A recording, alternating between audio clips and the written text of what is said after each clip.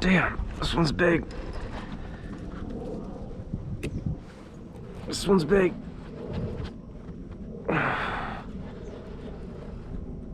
Oh, wow. Damn.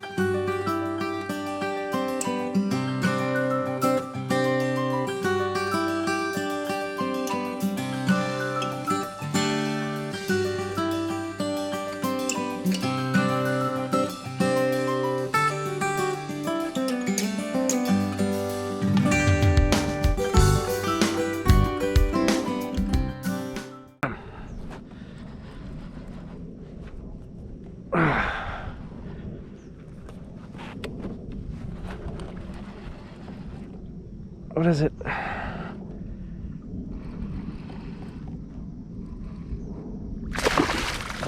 What is that? Oh, it's a pike. Big one too.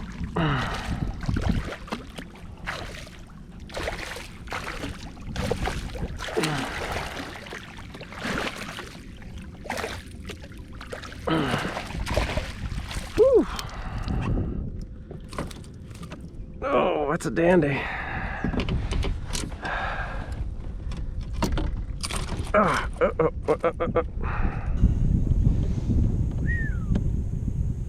Another big boy. Let's measure him.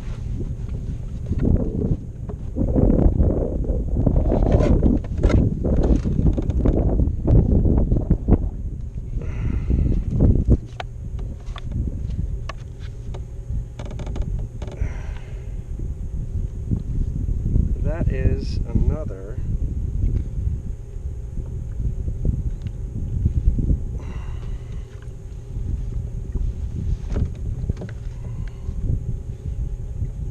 Beauty, huh? Oh, look at him, huh? He's something. Woo!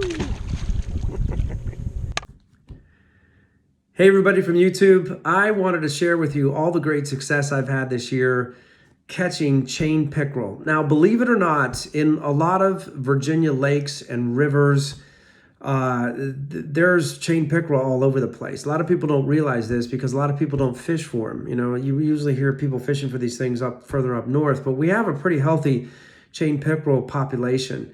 And I actually got my 4th chain pickerel citation just this year, and that's 24 inches or larger. I did catch one that was close to 30 inches that I'm actually having mounted. So I've had a lot of success here, and I wanted to share with you all basically the tips and tricks of catching these things.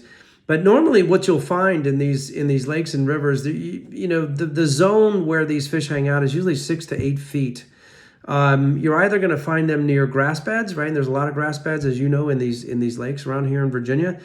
Or you're going to find them off points, right? Points is another great area where these fish like to hang out, kind of in an ambush mode to feed. Or any sort of depth changes, right? Any kind of drastic depth changes, drop off, so forth. You're going to find these chain pickerel.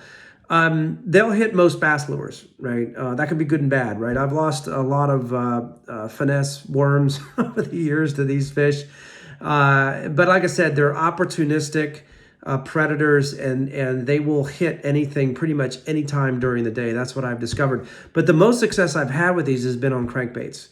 Right, and here are my tips and suggestions that's worked really well for me after getting 4 citations. First of all, use a monofilament leader. I've actually lost three to four crankbaits to these guys. They cut the line, so I put a 50-pound monofilament leader on there, which has helped immensely. So I don't end up losing more lures. You can cast or troll for these. Trolling. I prefer trolling simply because I can cover a lot of area a lot faster, and it's a lot more fun personally, not as taxing. And once again, you got variables, right? You want to vary the depth, the speed, the color. You want to change those up, just like you would with any kind of lure when you're fishing.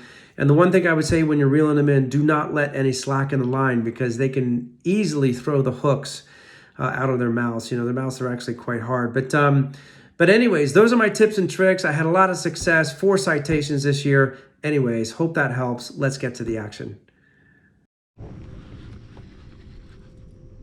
That's another big son of a bitch. Okay, this is where basically I ran these crankbaits right over a point. Right, it went from like 15 feet down to about 2 feet and then went back to about 12 feet very quickly, right? So this is a classic case of running these crankbaits right over a point. Sure enough, when it did, I got the strike. Another one.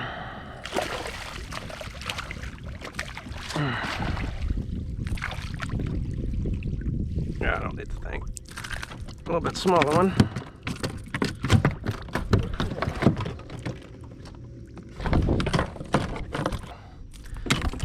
Okay, pickerel hunting. There it is, small one, but fun fish. Okay, folks, I want to say, don't do what I just did here, right? These fish, you need to revive them before you put them back, let them go in the water. You need to actually hold them and circulate the water through their gills. Actually, that fish did survive, but best practice is to try to revive them through their gills, you know, in the water first before letting them go, just FYI. I think he is. I can't tell. Oh yeah. Yeah, he's there. What do I got here? I got something on here. Oh, Mr. Pickerel, small one. And another pickerel.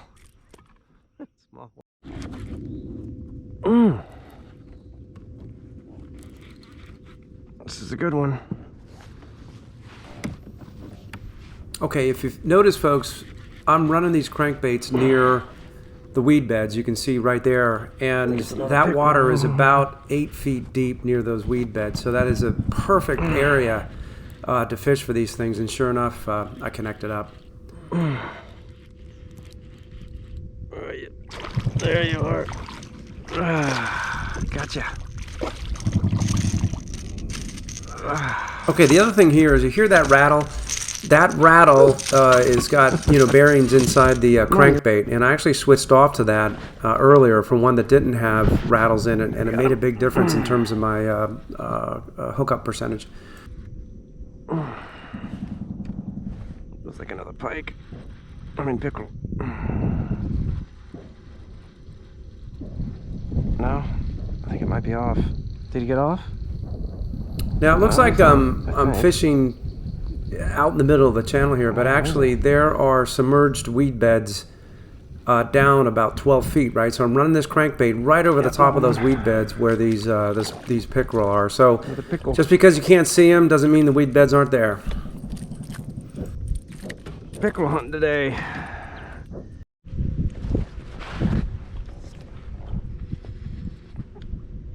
Oh boy. Hold up.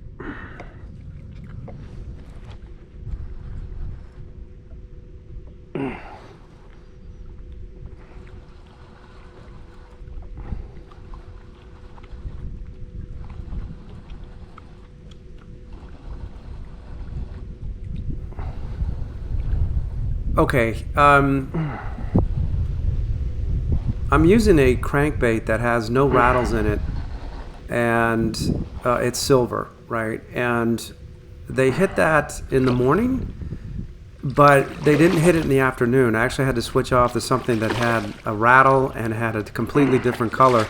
That's what I'm saying. You just got to experiment a little bit out there, because sometimes, you know, sometimes they'll just their preference will change, you know, and you just have to make sure you change it up to make sure you got the right color and the right kind of crankbait on there. Pickle. I'm gonna screw up my lunch. Nice fish. Beauty, huh? Pickle. Cool.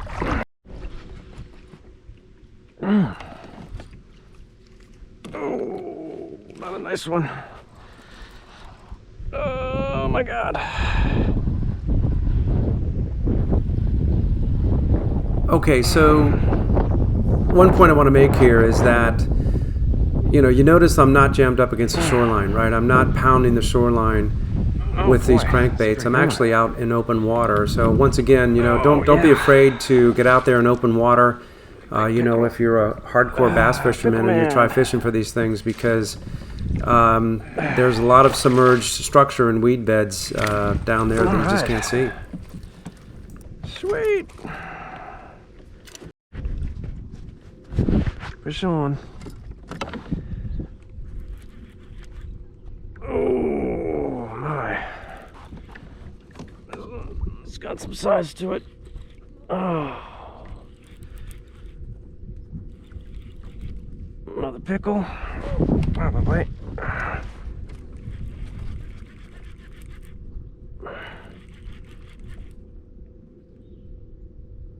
It's a good size to it. Yep, there he is. Another nice one. Oh! Oops. He's not too happy. Alright, Mr. Pickle. You got yourself all messed up there. Jeez.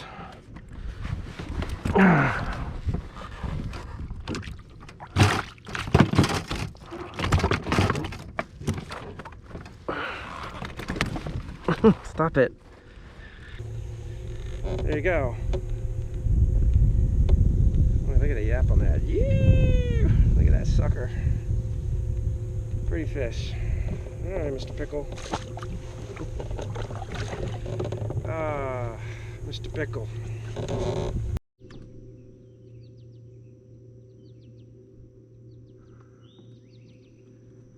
I can't. Wait, is this on or off? It is on. Okay. Got a fish on. Fish on. Okay, this is a really, really large pickerel on here, and I'm going to point out the mistake I made. I've got the trolling motor on. I'm trying to keep tension on the line, but I turned the boat, the kayak, in the direction of the pickerel, and it was just enough to put enough slack in there to give him an opportunity to kind of shake his head and get off. That's how careful you have to be here when you're reeling these things in on these crankbaits, because they can shake the lure pretty quickly. Oh God, that was big. Oh my God, he got off.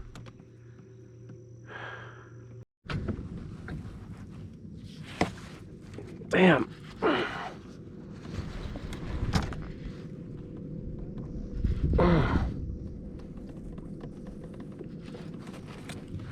That's a big son of a bitch, whatever it is.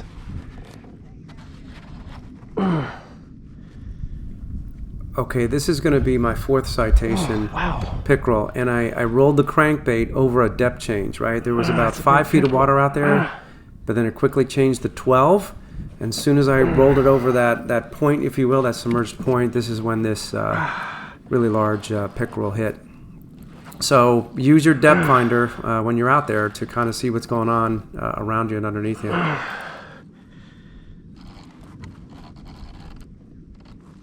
Oh, bitch.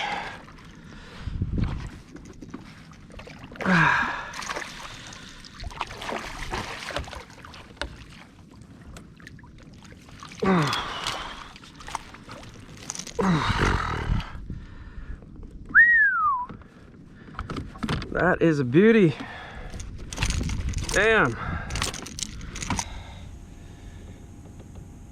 Okay, look at this size of him.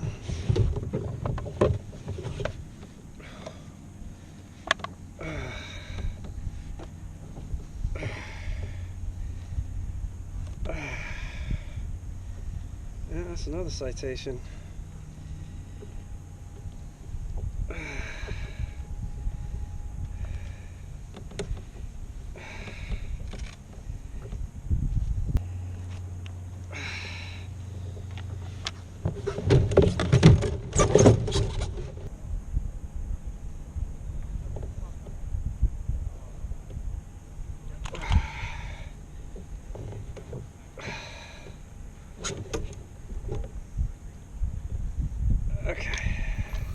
Okay, folks, thanks for watching. That was my fourth citation. Beautiful fish.